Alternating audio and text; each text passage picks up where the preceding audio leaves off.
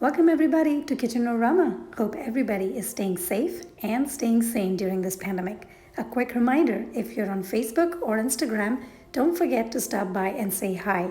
You can check all my other recipes there. Now, today I'm making this yummy and quick grab and go spinach herby wraps with some shrimp masala. And for this recipe, you need about 20 to 25 pieces of shrimp that the tails are removed. You use fresh or frozen. I have some different kind of peppers chopped lengthwise. One onion chopped lengthwise. As you can see, I have finely chopped them into lengthwise.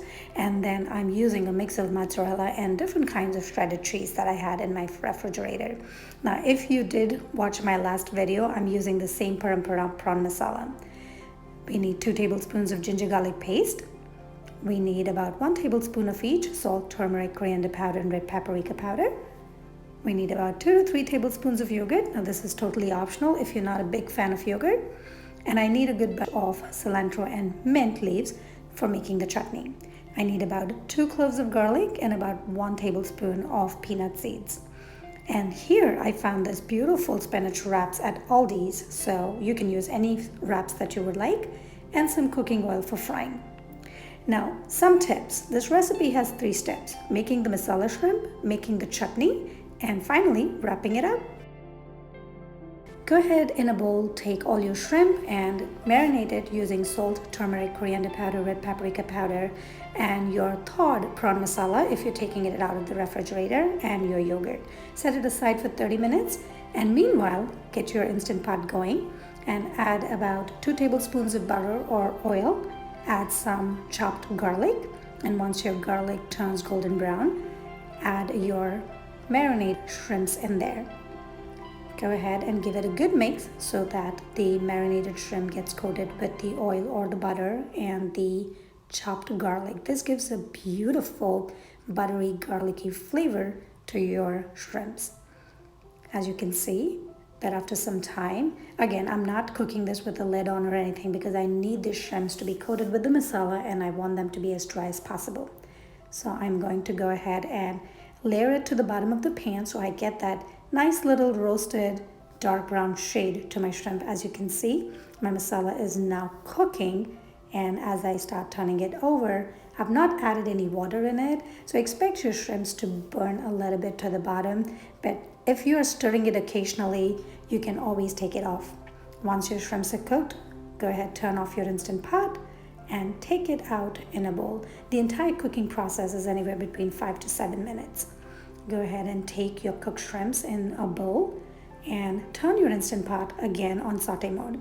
Now I'm not cleaning, I just scraped the burnt portion out, and I'm adding my chopped onions and my chopped peppers in it. I've used bell peppers, I've used banana peppers, and I've used some red peppers. These are very easily available at Costco as a whole packet. And I'm gonna drizzle it with about half a teaspoon of salt. Remember, your spices and your salt in the shrimp and the mint chutney that we're gonna make is also gonna have salt, so you don't wanna make this too salty. And as you can see, after you have stirred it for a few minutes, your onions have caramelized, but they still retain that nice crunchy texture in the peppers and the onions. I'm gonna go ahead and take it out and set it aside. In my bullet or small blender, I'm gonna go ahead and add my garlic, peanuts, my mint, and my coriander leaves, and I'm going to give it a good blend.